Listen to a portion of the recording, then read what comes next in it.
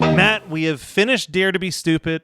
We've got Polka Party just on the horizon, but there is an important stop along the way. Oh, yeah. Which technically, I think this is in the middle of, or even possibly just a couple weeks predating Dare to be Stupid, but it just felt like it made more sense to do it as a wrap-up Dare to be Stupid. And there was one man who, upon hearing that we were going to cover this, at the end of his last appearance was like, you need to have me on to discuss the Compleat Owl.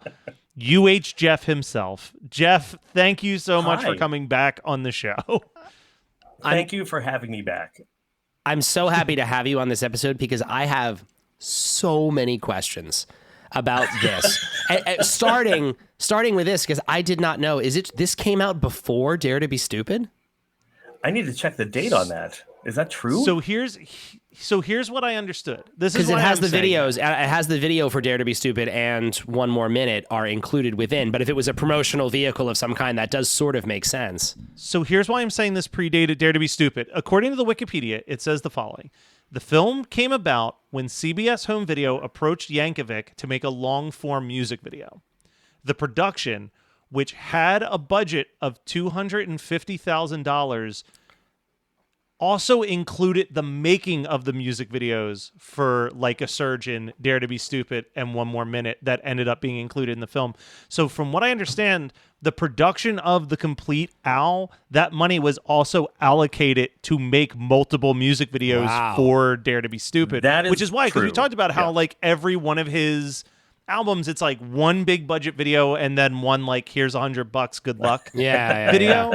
But for Dare to be Stupid, there was like 4 videos ultimately for that album. Right, that's right. why, because of the Compleat Owl. But Dare to be Stupid was released June 18th, 1985, and the Compleat Owl's initial release was August 7th, 1985 on Showtime. Got it. Yeah. So it was produced earlier but came out later. So chronologically for our show, we're right where we should be. We're where we should be. Good. And then it was released as a 60-minute version premiered on Showtime. Yeah. The full film was released on VHS and Betamax in September of 1985. And then the film was later released on Laserdisc in 1986. Wow. Oh, I didn't realize there was a delay. I apologize. That's funny. And then it says a 10-minute version of the mockumentary appeared in the 6th Al TV special, which aired in 1992. So we'll get to rewatch that in a couple months, the same way that we got to rewatch a lot of the Al TVs that we already saw while watching Compleat Al. So the man knows how to recycle footage. Well, if nothing else. Well, and that's what's so interesting about this whole, not to just like, but just to dive into it, like essentially while watching this, I had seen this before, but watching it again for this, it was like, this is essentially like, you know, it's like what you'd call like, it's almost like a video resume. Yeah. Or a sizzle reel or like one of those like Hollywood lingo terms. Like it's everything he had done up until that point. The slowest burning sizzle reel ever.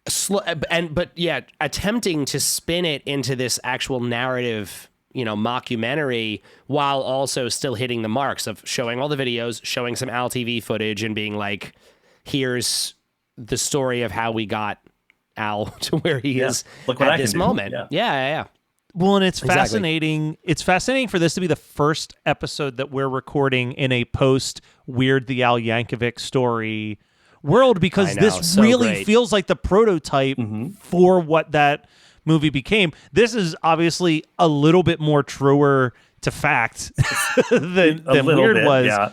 There's so much to like about this. So, I mean, first of all, we waste about 2 minutes on a disclaimer scroll that just is never ending. I wouldn't say we waste it. It is pretty good. I've seen that a couple times, but they it is ate funny. up the running time of this movie with the 2 minute disclaimer. Oh, there's a scroll. lot of padding on the runtime. It's the patented copy stop program. Like, exactly.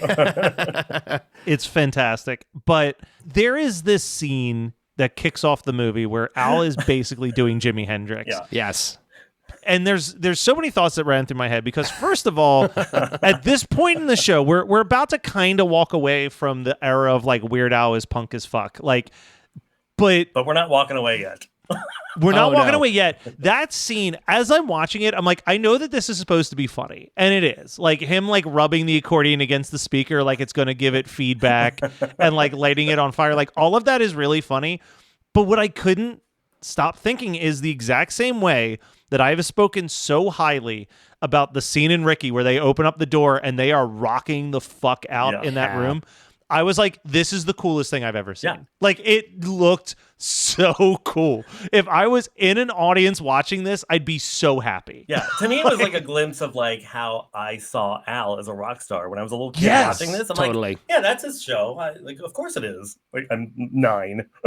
But see, here's the thing that's crazy is that, like, yes, this is clearly like a shot in a studio to look like it's in front of this arena of people, but it's not that far off from later on in the movie when we actually see live footage of the band playing the Buckingham Blues and they are still rocking out on that stage as a 4-piece. Like, this is like a snapshot of the pre-costume change giant theatric Al set where it's just like, no, we're just 4 dudes on stage. One of us has an accordion, and we are rocking our little hearts out. Yeah.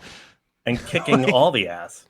Yeah. Truly. Like it really captures a time period that, I mean, I guess we're starting to get back to it with the self-indulgent tours that are happening. But like, you know, there was pretty much Dare to Be Stupid is where the like theatrical sets really started to take off. And that was the basis for what? 30 years was what his the tour costume was changes and all of that. Yeah, absolutely. Absolutely. So it's kind of cool to like have this little snapshot of like, this is what it used to be. I love there's just so many great jokes throughout this, and it kicks off right out the gate with, I love the Beatlemania aspect that Al always likes to present to himself when he does any of these like true stories with quotation marks around even it. down to the title. It's, you know, based on the Complete Beatles, obviously. It's true. Yeah, exactly. Just like exactly. spelled the same, and it's so great. But yeah, him walking through the throngs of fans, getting into his limo, painting the black across the yeah, to hide himself from all the women throwing themselves at him. Yeah, no, that was really, really that's funny. how the windows get tinted in Al's world, and I love it. Oh my God. And then, you know, we do the what is also really charming about this is like we said, it's a precursor to what we got with the Weird movie. But like, there is so much of it that's real. You know what I mean? Like, I have no doubt that Al combed through hours of home videos to find as many clips of him falling as a baby to do the montage of him falling. I mean, they I obviously we didn't go like hit for hit, but this must be a bit more factually accurate than Weird. I mean, a bunch of this is actually, a bunch of it's real. I mean, not obviously it goes like Weird, it takes tangents very quickly, and you can tell like, okay, well, wait a minute, maybe not that. But yeah, it's funny, like all the footage, the photos of him as a child, like that's all obviously him, like real life stuff. It's really his parents in the movie talking about him. His parents in this movie always I always feel so sad when I see his parents. It's like it's a tough subject to me. It like is. that's like something where it's like, I don't know Al. I don't know this man personally whatsoever. But I feel I can vividly remember hearing that news. No, I know. Me too. Like, it is a real fucking bummer. Yeah, it was just terrible. Yeah, but it is wonderful to see in this context how great they were at playing along with him. Oh, yeah. Like they were so up for the joke, and they were so like, I mean, obviously they're not actors. No, and they're clearly my God. Nothing has shown brighter than the lack of acting. But somehow jobs that in makes it seem all the more believable. They're like so that's charming. They're so entertained by what's happening. Like it's they're so great. entertained, and because of they're not actors, they're just delivering these lines about not real stuff that feels just like your parents talking. Like, I don't know, somehow it makes it more authentic how bad they are at it. I love it. So there's one other piece of like home video footage in the beginning that jumped out at me like crazy, which is that they're talking about, you know, they're like, oh, he always was, stood well, and it's like him falling. They're like, and he had a flair for entertainment, and he's wearing this costume where it's like blue jeans and a giant like burlap sack with a face painted on it. that must have been such a popular costume in the 70s, because I have photos from my mom and dad's first Halloween party when they met each other. And there are like 8 people that showed up at the party with that exact same outfit. What like is a it? burlap That's so bag with strange. a face. I don't know what's appealing about it. It looks like it would be a nightmare to have to wear at a party for an entire evening. DIY crafting has come a a long way. Let's just say that. And we've really, really improved. But just to go back to one point, because I loved this line so much, and you mentioned it a little bit, but the line of it's there's the narrator saying that Al always had a, quote, flair for the theatrical. And on that line, it's just a photo of him falling down as a baby, like a baby falling over as a flair for the theatrical. That was the first like big LOL moment I had watching him. Like, that is a great line. Dude. And then immediately, you know, we're not going to sit and linger on any of the music videos because we've already discussed all of them at this point. But Matt, I'm sure you were thrilled to see Ricky again. I literally I wrote was down, like, oh, Matt gets to watch Ricky. He must be thrilled. I literally wrote, you know that I'm loving any excuse to watch Ricky again. It's so good. It's so good. Actually, I was very happy to watch Ricky again. All the videos really was fun to revisit them. Nothing but joy. Yeah, for sure.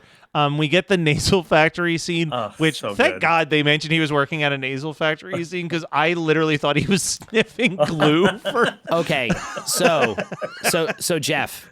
Now we're getting into the number of times throughout his career that the reference to the nasal decongestant factory from his childhood pops up. Yes. Do we know, is this rooted in any actual fact, or is this just a joke he came up with that he has run with for this whole time? I think, as far as I can tell, it's just a bit. That's amazing. And it's a great, solid bit. It's such a great bit. And I just cannot believe how many expecting- times it pops up. I know. I was half expecting it in weird.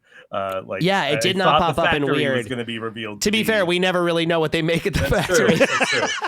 That's where we never learn what's going on. We just know that at it has factory. a very high mortality rate. A lot of people are hurt. It could be nasal decongestants. We'll never know. There is a people-sized shredder there, so maybe. That's true. Oh God. But the thing that's really strange about the Compleat Al is that there's, like, I feel like in this early part, we get like the Ricky video, we get the nasal congestion factory, and then it's like almost right into I Love Rocky Road, like very close to each other. And then as the video goes on, it's like 30 minutes between music videos. It takes longer to ramp up the story to weave into whatever the videos are somehow. True. I love the fake jobs, like not only the nasal decongestant factory leading into Rocky Road, but his mom sorting sprinkles at the local Dairy Queen. Yes. Like, I forgot about that. It kills me. Well, don't they say his funny. mom, it's like his mom lived a happy life folding and unfolding. Unfolding laundry. No one was sure why. I forgot about that. That was a good line. So many good lines there, but first of all, has nothing to do with anything tied to this beyond the fact that I just get real excited to hear Surfing Bird in any context. So like him just sitting there playing Surfing Bird and doing his little like wiggle dance in the chair filled me with joy. But you've heard me say this prediction before, Matt, and I feel like I'm justified in this. There is the scene where they're talking about him recording My Bologna in the bathroom, and they're talking to Phil Ramone. Yes. And he says, we use that exact same method for Billy Joel's An Innocent Man album. And I have gone on the record saying that I think that One More Minute is a direct parody on Billy Joel doing a 50s throwback album. I think you really might be onto something there. Yes, no, I loved the explanation, like as if the reason why it was a hit had nothing to do with the song. It was just because he found the room with the best acoustics. Yeah. Like the whole reason he was successful was because he really he saw the potential in this bathroom. He's got the ear. The way those tiles, the way that those tiles just perfectly reflected the sound. It's so good. And then we get into the auditioning for Al's band. And oh my God. It's funny, but like you said, you had a couple, the hardest I possibly laughed this entire thing is the punk guy with the banjo singing the I don't want to do my laundry. Why don't you do it for me song. So again, now this is another good. Do we know is there any information about this man? I went on Jeff? IMDb this morning to try to figure out what I could. Most of those people, this is their only credit. Oh.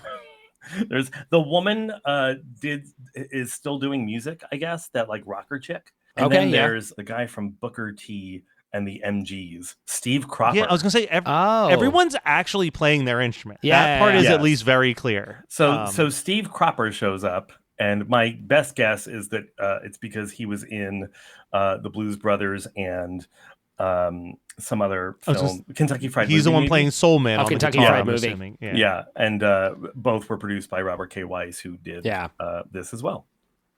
Nice. There you go. I mean, the guy with the banjo, like, I want his album. Oh, he's so good. I need more of that in my life. Like, it was folk punk before people knew what folk punk was. And like, because of the nature of that section, like you were just saying, these are real people clearly playing. Like, I don't think that Al, like, I think that was probably his thing. I don't know if Al wrote that and said, do this, or if it was actually something he came in with, but I don't know. That guy...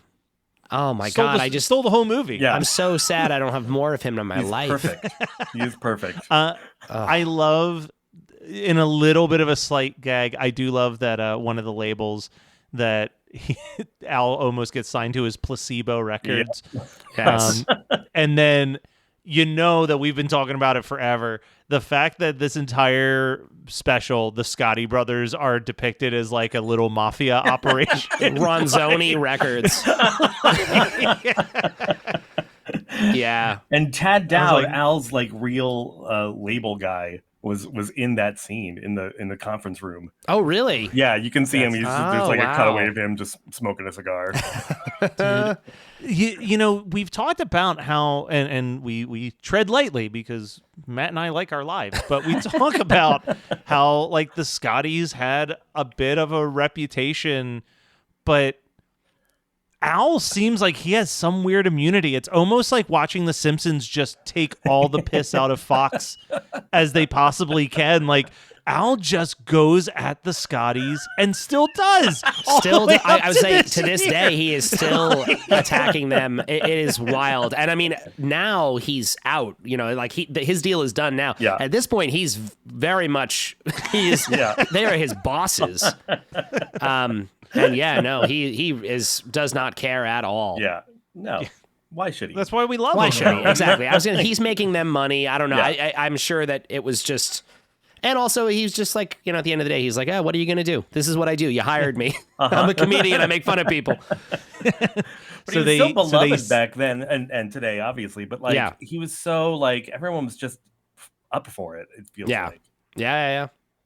Wow. So they sign him to the record label, and we do this hilarious montage joke of Al walking in his Hawaiian shirt and his Vans, and they're like, and now we need to find his style, and it's just photo montage of ridiculous outfits before they land on the Hawaiian shirt and the Vans. Yeah. And that's what Slime Creature's playing, right? Well, I was going to say, with this awesome Slime Creatures instrumental that has this crazy guitar solo over top of it that I don't think is in the actual song. No, I don't think it is. It is. I just think it might just be extended differently. Yeah. It might be a different mix or whatever. That's what I mean. It feels different. It's so cool. I almost wish that ended up on some type of compilation album where it's just like, hey, here's like the 2-minute instrumental Slime Creatures is found in the complete album. Yeah, so good. That was wild. Up until this point in the movie, is worth mentioning this. Like, there's a weird thing happening here where it feels like Al is almost never talking.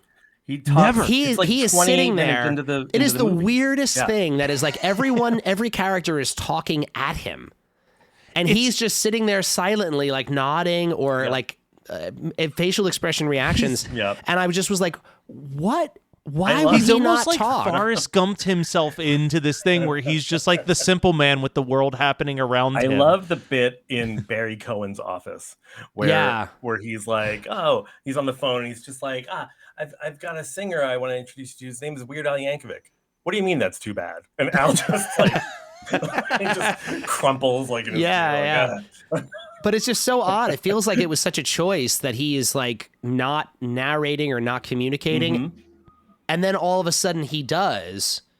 like, I think really, and we haven't gotten to it yet, as soon as he is standing in front of Michael Jackson's, the altar of Michael Jackson, suddenly he starts talking, but it was just the weirdest choice for the first part of the movie that he is like an extra like in his own movie. Yeah. It's like 30 minutes into the movie before he speaks. So weird. This whole Michael Jackson sequence, like, so this thing, we started off and it feels like you're watching like a Universal horror movie from the 30s. Yes. You know, like it's creepy house. The Grammy door knocker so good. is such a great detail. And then it's just so spooky. Like you said, this giant altar of this unspeaking Michael Jackson just sitting there as he's like explaining what he wants to do. There's all these bizarre references to the weird Michael Jackson stuff of the 80s with like Bubbles the monkey dropping in out of nowhere and shit. But then the monster transformation at the end. What? How? That was so crazy. I forgot that it looks great. Every penny of that budget of that film went to that moment. It does seem like that was the whole thing. Yeah, it's insane how, and it's not like it keeps going. You know what I mean? Like I thought like, oh, maybe we'll see like the hand transform and that's it, but it's like a full body transformation. And I just love that it's for no reason. It's the full monster transformation, and then Al, like as soon as the transformation is complete, Al just shuts the door and it's over. Like and then we go right into the Eat It video, which brings me to a question that I have for Jeff. Yes. As the guy who knows everything, I sent a picture to Matt yesterday when I was watching this. Okay. And I could be completely wrong, right? I've never really thought about this for an extended period of time. I know because I've watched the making of Thriller 1,000 times that Michael Jackson had to put in these gigantic glass contacts into his eyes for the cat eyes. Are the cat eyes just painted on the back of Al's eyelids for the final shot of the Eat It music video? And actually, you can see images of them in Bermuda's new book that just came out like literally today. But basically, they are painted on the back of like, they cut like a ping pong ball in half and just painted them on those. And so they're in there. He can't see out of them. Like he's just blindly walking around like on the set, I guess. I was like, this is definitely not contacts. Like his eyes were like clearly not open. Right.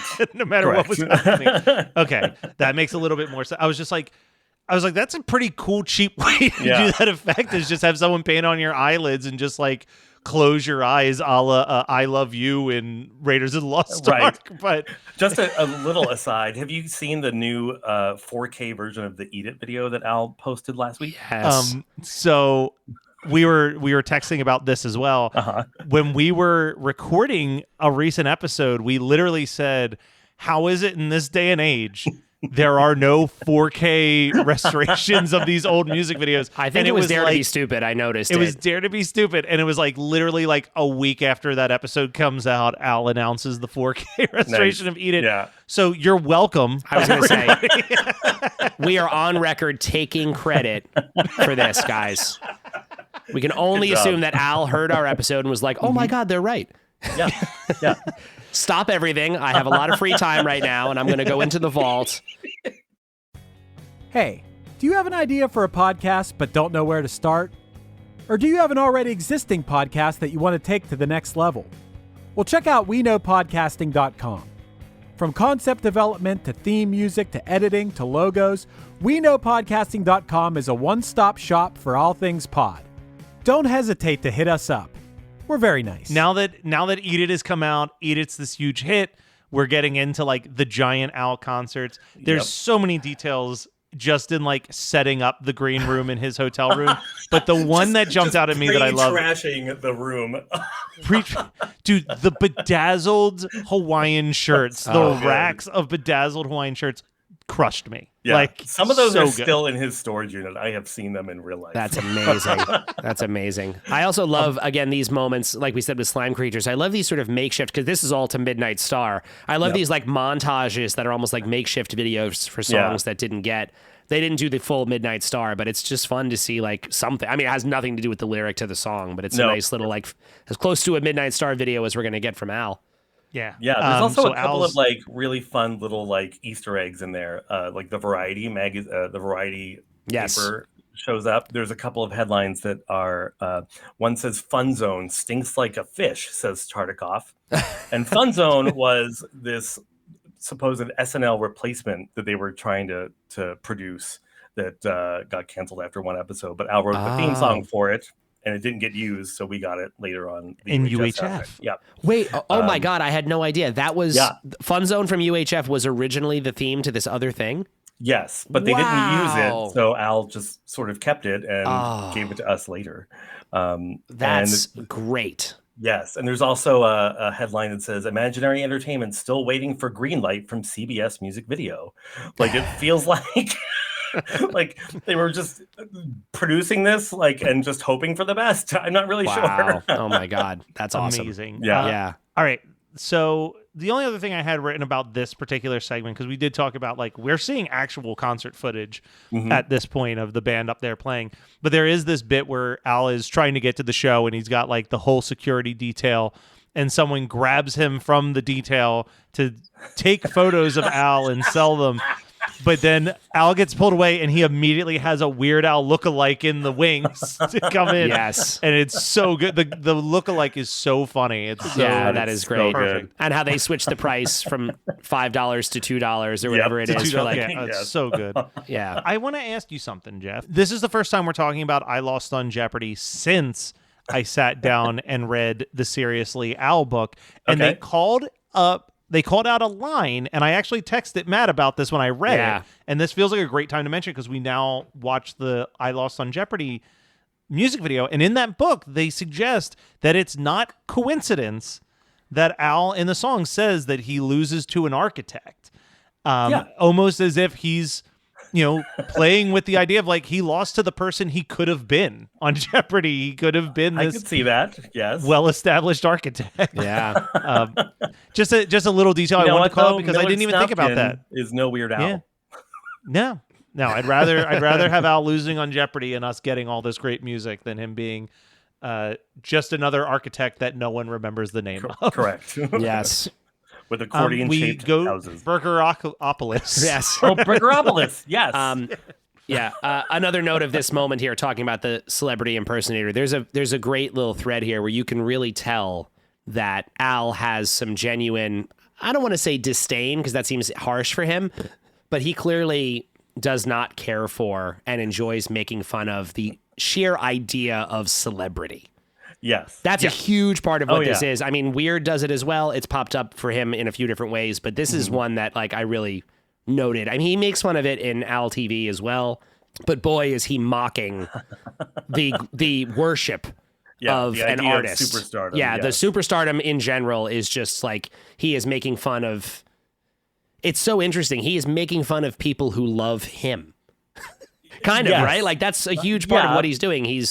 But it's in a fun way. It's more like making fun of the crazy worldwide success stories, I guess. And Al is just really? What are we doing? And just how strange it is. Oh, Michael Jackson? Yeah. I'm going to make a song about food. Go to hell. Exactly. Everyone. How strange it is the way that we look at people who do this. Yeah. And that we put them on this level of pedestal where literally, you're paying for a photo with a guy who kind of looks like the guy that you like.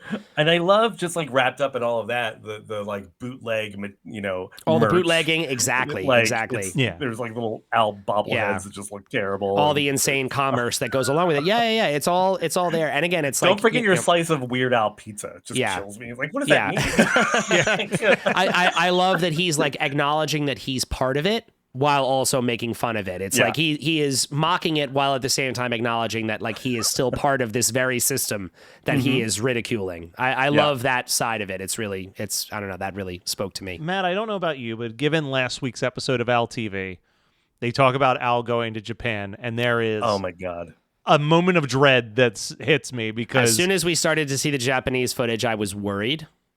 Why it came out okay. This was just because on Al TV there was moments in it that were we were talking about how as years have passed, there were a few things in there that were he probably would not have done now. Just jokes about Japanese culture where the joke is just that this is a different culture, isn't it funny? Sure.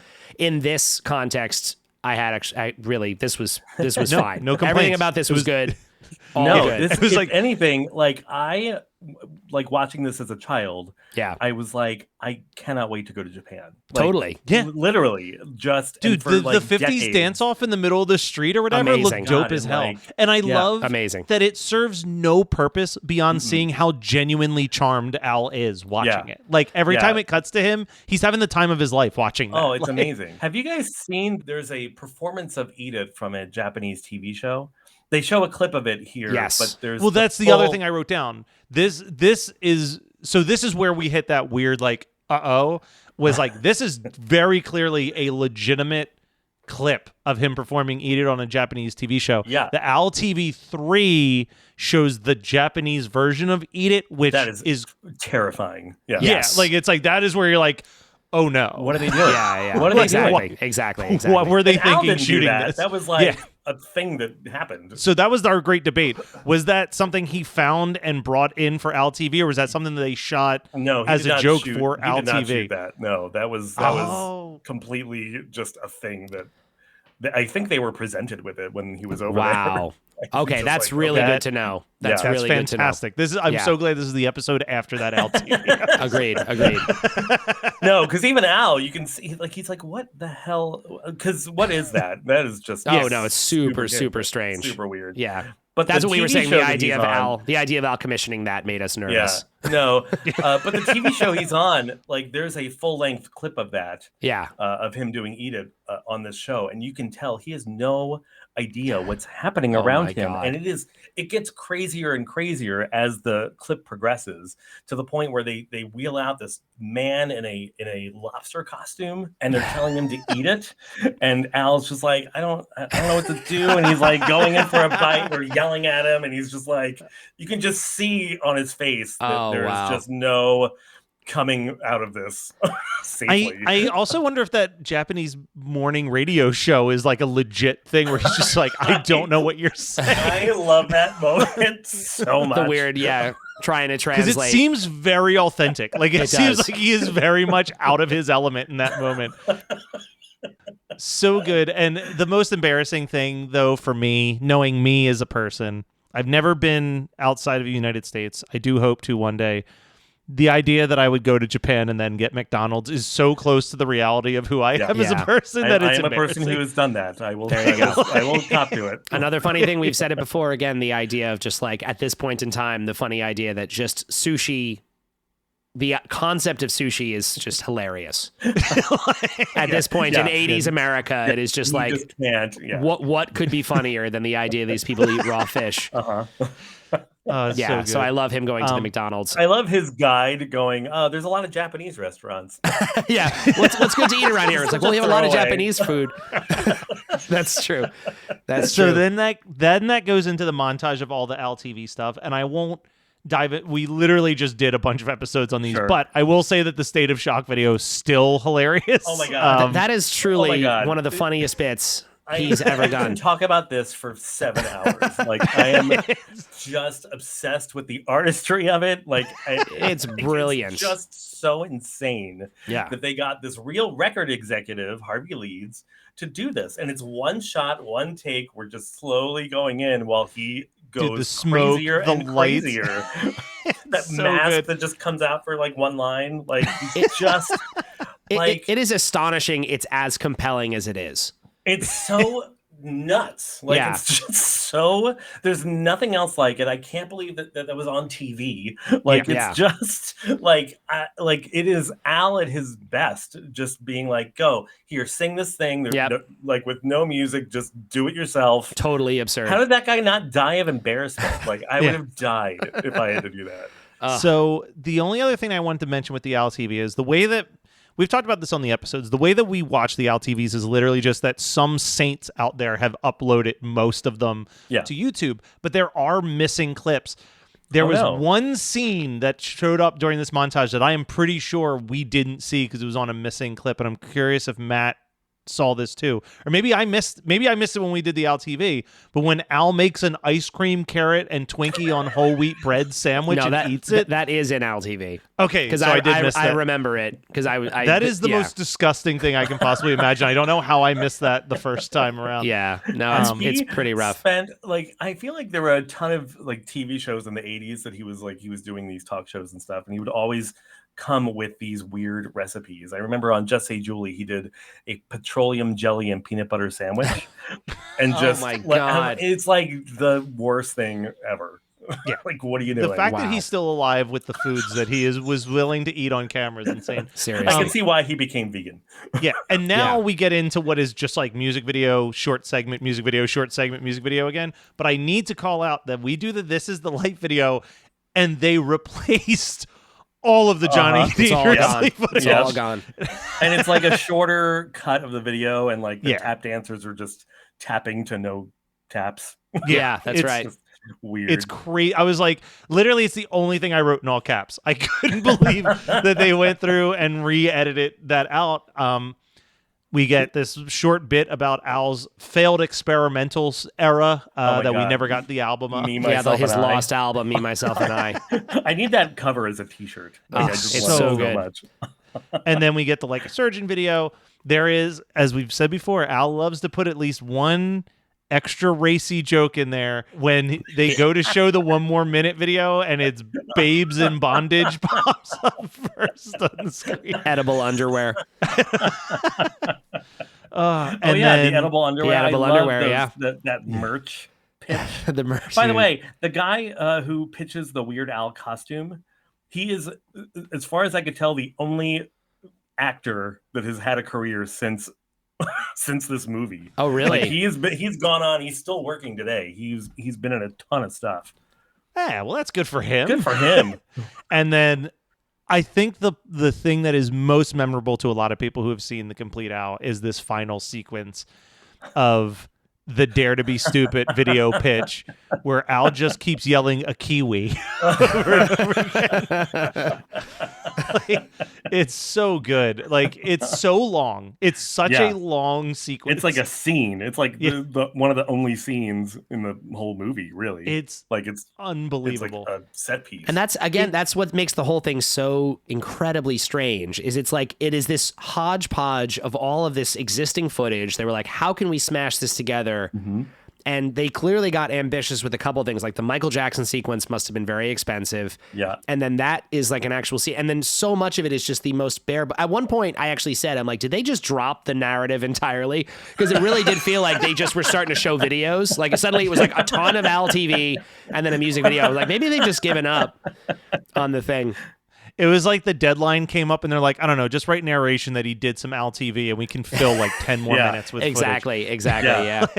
A lot of that stuff does feel like, oh, we can maybe show some clips. Just get another line. Exactly. It's like all we need is a line or two, or even just a reaction shot of Al with somebody else. They got all these weird, quiet moments. So strange. It's crazy though that they cover Al TV, but they didn't show a single segment of the interview footage scenes. No, none of that. Which we now come to know is the main thing that people take away from Al TV. But I guess Al TV was still so fresh that like they didn't realize that was going to be the thing people remembered. Yeah, or there was a clearance issue, I imagine, like just trying to get that footage. Oh yeah, for home video release. Yeah, that makes sense. Like that's all. Most of those interviews, I think, just came from like MTV's library. Like I just like rated it. Are you guys aware? By the way, just a small. I just have a note here.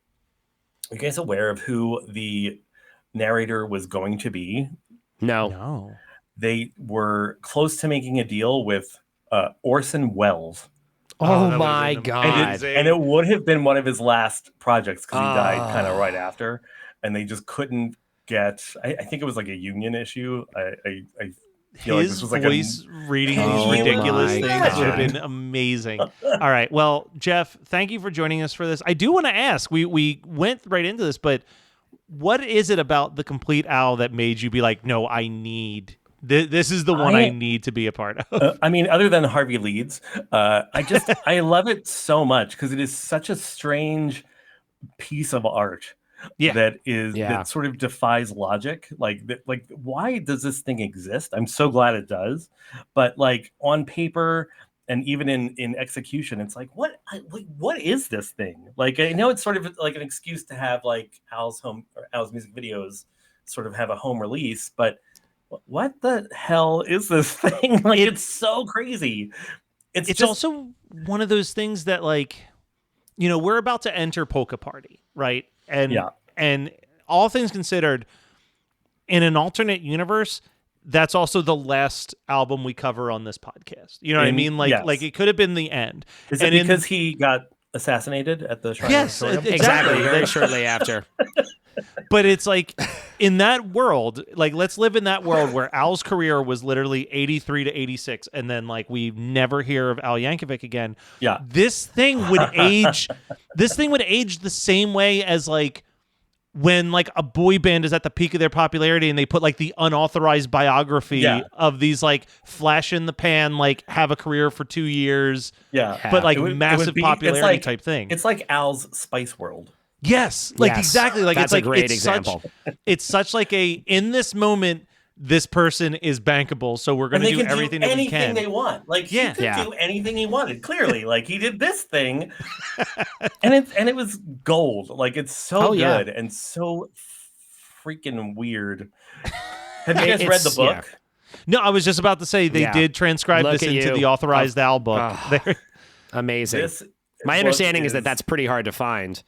It is very hard to find. It's one of the rarer items in Al's merch tray. That's not a thing, but, you know. We'll go with that, a merch tray. But yeah, these usually go for like 80, 90, $100 on eBay. Yeah. It is worth tracking down because it gives you what the Compleat Al gives you, but goes more in depth and gets a little crazier in ways, and it's really, really funny. Those are those books that I hope that one day I'm just walking around like a small mom and pop's used bookstore, and it's just like sitting on the shelf for absolutely $4 that or sort of thing. Yeah, you're just like, oh, finally. All right, well, Jeff, thank you so much for joining us. Real quick, run down the credentials. Where can people see you or see some things that you've maybe worked on for tours? You can see me in a very pivotal scene in Weird the Al Yankovic Story. I'm in the background. Congratulations, by the way. Very good. Thanks. And actually, really quick, not to interrupt you, but just as a general note for people who are listening to this, as of this recording, the Compleat Al is available to watch for free on Tubi. Yes. I would highly recommend that you watch it. This is, to me, this feels like the easy to see how this and UHF got us Weird, the movie that just came out. Like, a lot of the ideas are here, incredibly decades ago. The general concept of the mockumentary, the fake life story, is here.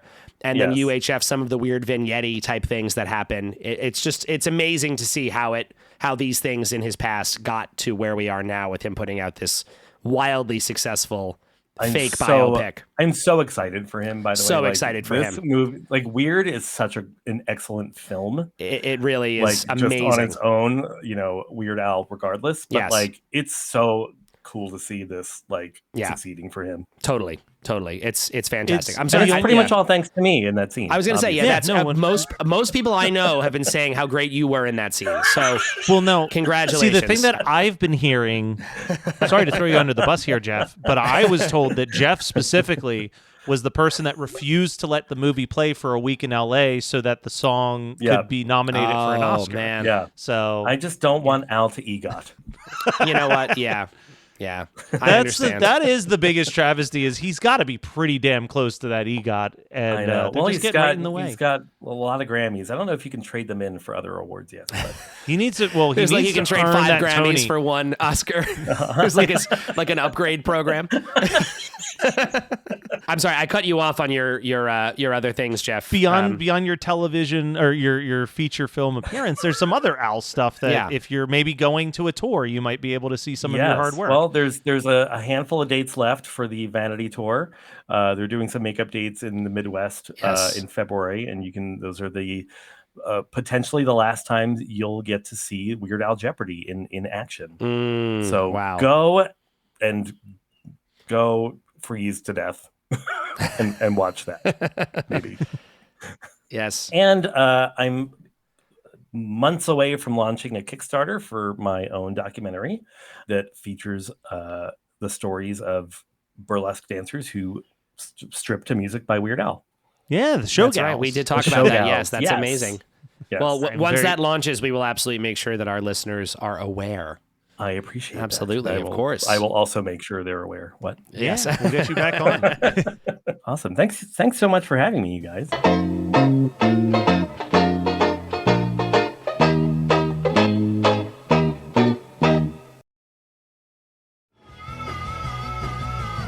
You're listening to the Geekscape Network.